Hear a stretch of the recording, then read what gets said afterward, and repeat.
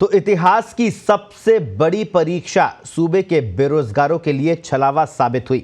16 लाख से ज्यादा अभ्यर्थियों ने माड़ साहब बनने की चाहत से परीक्षा दी थी, मगर कुछ सरकारी कारिंदों की कारगुजारियों ने इनके सपनों को चकनाचूर कर दिया।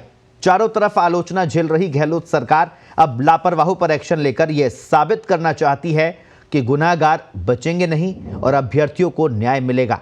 लेकिन सवाल यही है कि क्या गुनहगारों को सजा देकर बेरोजगारों को न्याय मिल पाएगा? और सवाल यह भी कि बजट सत्र में नकल के खिलाफ बिल लाने की बात कहने वाले मुख्यमंत्री अशोक गहलोत ने आखिर क्यों अब तक इसे लाने में देरी कर दी?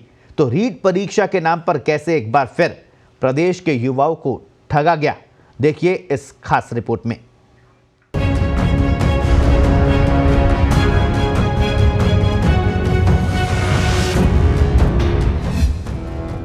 एक बार फिर चला गया बेरोजगार। युवाओं के सपनों पर ये कैसी मार। सरकार की नाकामी पर बीजेपी का वार। बड़ी मछलियों पर एक्शन में सरकार।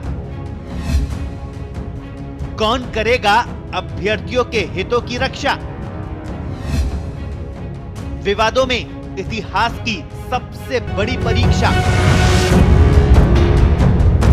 माध्यमिक शिक्षा बोर्ड के अध्यक्ष धर्मपाल जारोले की बर्खास्तगी और सचिव आरएएस अधिकारी अरविंद कुमार सिंह सेंगवा के निलंबन के बाद आखिर ये तय हो गया है कि रीट परीक्षा का पेपर लीक हुआ था।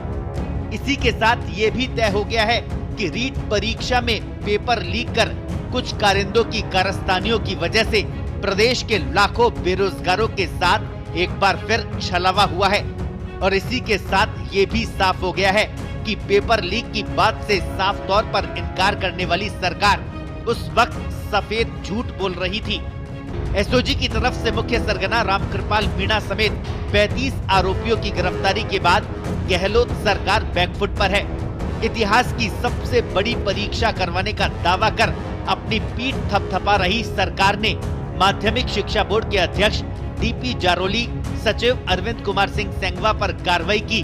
वहीं राज्य समन्वयक प्रदीप पाराशर को हिरासत में लेकर एसओजी पूछताछ कर रही है।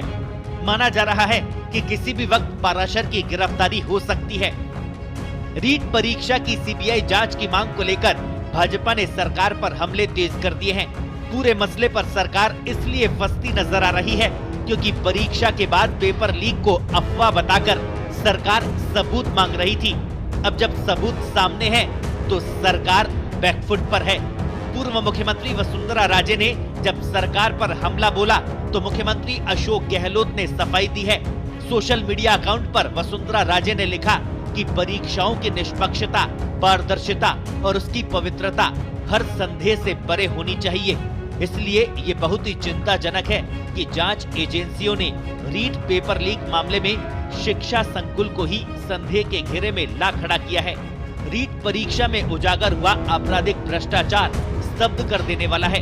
इसके बावजूद कांग्रेस सरकार संघर्ष कर रहे छात्रों की सहायता के लिए कोई कदम नहीं उठा रही। राजस्थान सरकार परीक्षा संस्थाओं की विश्वसनीयता बनाए रखने में असफल रही है। अब अभ्यर्थियों को न्याय दिलाने के लिए सीबीआई जैसी सर्वोच्च संस्था द्वारा जांच ही एकमात्र विकल्प है। इसके जवाब में मुख्यमंत्री अशोक गहलोत ने लिखा, राज्य सरकार परीक्षा में गड़बड़ी, कोताही एवं कर्तव्य में लापरवाही करने वाले हर व्यक्ति पर कड़ी से कड़ी कार्रवाई करेगी। परीक्षा में शामिल किसी भी अभ्यर्थी के साथ अन्याय नहीं होने दिया जाएगा। परंतु ये दुख की बात है कि कुछ लोग राजनीतिक रोटियां सेकने के लिए ऐसा माहौल बना रहे हैं जिससे कोई आगामी भर्ती परीक्षा न हो सके। ये लोग लाखों अभ्यर्थियों के भविष्य से खिलवाड़ कर रहे हैं। अब सवाल ये कि रीट परीक्षा में पेपर लीक क्या लाखों अभ्यर्थियों के भविष्य से खिलवाड़ नहीं है? सवाल ये भी कि 31,000 पदों के लिए आयोजित हुई रीट परीक्षा क्या रद्द की जाएगी? और सवाल ये भी कि परीक्षा के आयोजन में खर्च हुए करोड़ों रुपए की भरपाई कैसे की जाएगी? बहरहाल पूरे मामले पर राजनीतिक बयानबाजी भी तेज हो गई है। जहां भाजपा सरकार पर हमला बोल रही है तो वहीं कांग्रेस प्रदेशाध्यक्ष और तत्कालीन शिक्षा मंत्री गोविंद सिंह डोटासरा सरकार का बचाव कर रहे हैं। रीट परीक्षा का जो मामला है उसमें सरकार और एसओजी सही दिशा में काम कर रहे हैं। सरकार और एसओजी पे पूरा विश्वास करना चाहिए। दूध का दूध, पानी का पानी हो जाएगा। और इसलिए हमने मांग की है कि अब राजस्थान की सरकार बड़े अपराधियों को बचाने में लगी है, क्योंकि बिना सरकार के संरक्षण के, बिना बड़े लोगों के वरद हस्त के इस तरीके से इतने बड़े पैमाने पर राजस्थान में नकल होना संभव नहीं था।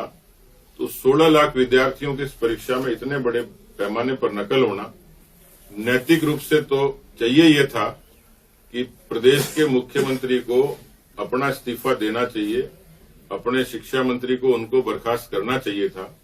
देखो, मैं सोचता हूं कि एसओजी ने जब से इसकी जांच शुरू की और जिसका एक के बाद एक जिस प्रकार से खुलासा आता जा रहा है, वो निश्चित रूप से इस बात की ओर इंगित कर ही रहा है प्रारंभ से ही कि निश्चित रूप से इसमें पेपर आउट हुआ है, पेपर के लेन देन हुए हैं। और अब तो जब आपका शिक्षा संकुल में ही जिनको आपने जिम्मेदारी दी उन्होंने ही पेपर निकाल दिया। मैं समझता हूँ जिस स्तर तक पहुँच के एसओजी ने काम किया है उसके ऊपर कोई स्तर रह जाता है? जिस गहराई से काम किया उसके बाद कोई बात रह जाती है क्या? और जब जज की अध्यक्षता में कमेटी बना दी तो मैं नहीं समझता हूँ किसी और प्रकार की इसके अंदर कोई गुंजाइश है। प्रतिपक्ष तो हर मामले में छोटे से लेकर बड़ा तक उस मामले में कभी सीबीआई जांच की मांग करता है, गैर जिम्मेदाराना बयान देता है, लेकिन उनकी आदत है। कुल मिलाकर रीट परीक्षा में पेपर लीक का सच सामने आ गया है। अब एसओजी की जांच में और भी कई अहम खुलासे होने की उम्मीद है। ऐसे में अब देखना ये होगा कि खुद को ठगा सा महसूस कर रहे लाखों अभ्यर्थियों के साथ कौन और कैसे न्याय करेगा। स्पेशल रिपोर्ट, पत्रिका टीवी।